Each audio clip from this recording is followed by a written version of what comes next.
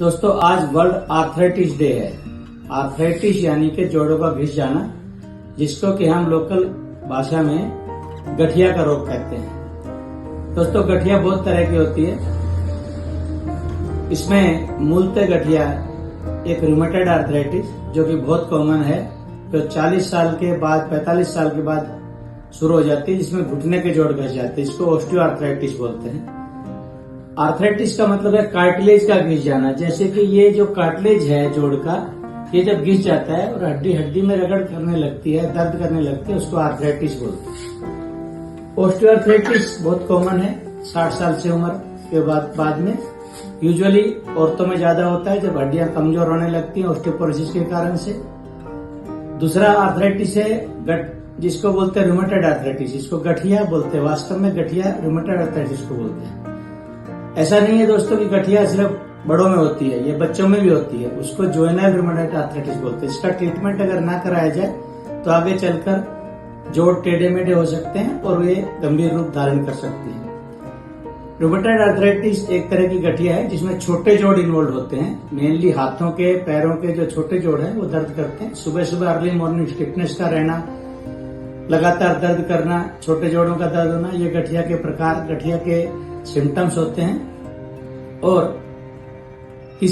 बच्चों में जो शुरुआत होती है वो भी जुवेनाइल रूमेटॉइड आर्थराइटिस की शुरुआत छोटे जोड़ों के दर्द से होती है। तीसरा एक गouty आर्थराइटिस होता है, गाउट आर्थराइटिस जिसको बोलते हैं, जिसमें के यूरिक एसिड के बढ़ने से यूरिक एसिड के क्रिस्टल जो हैं वो जोड़ों में जमा हो जाते हैं। और जिसमें ये जो जोड़, अंगूठे का जो फर्स्ट जोड़ है, ये सबसे पहले सूजन आ जाती है और दर्द होता है, तो इसको गouty आर्थराइटिस बोलते हैं। ये 3 प्रकार है।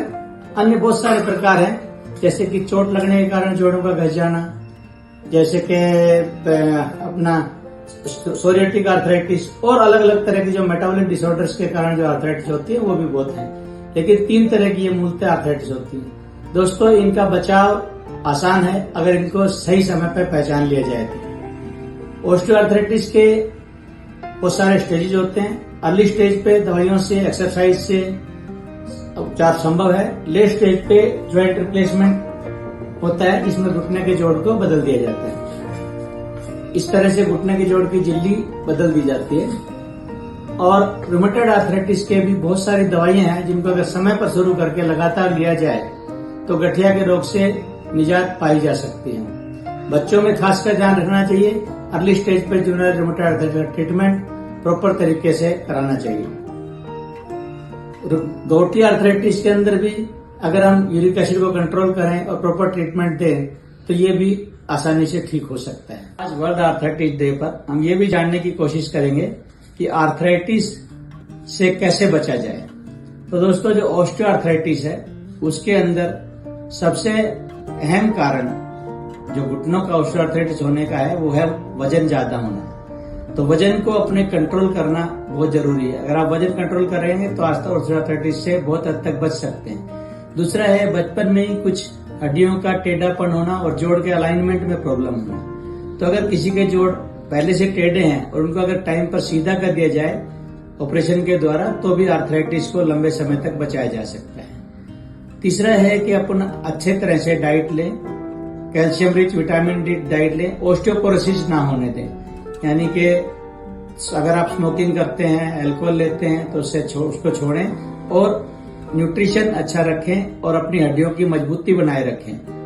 अर्ली जो एज है उसमें अगर हम मजबूत हड्डियां रखेंगे तो ऑस्टियोआर्थराइटिस से बच सकते हैं। दूसरा जो रूमेटॉइड आर्थराइटिस का बचाव कोई भी नहीं है, एक तरह की बीमारी है जिसमें कि आप केवल और केवल दवाइयों से ही ठीक हो सकते हैं और कुछ एक्सरसाइज, दवाइयां ये आप लेंगे रेगुलर टाइम पर तो ऑस्टियोआर्थराइटिस से बच सकते हैं। और इसके लिए सबसे जरूरी है कि टाइम पर रूमेटॉइड आर्थराइटिस और जुवेनाइल रूमेटॉइड आर्थराइटिस को पहचानना।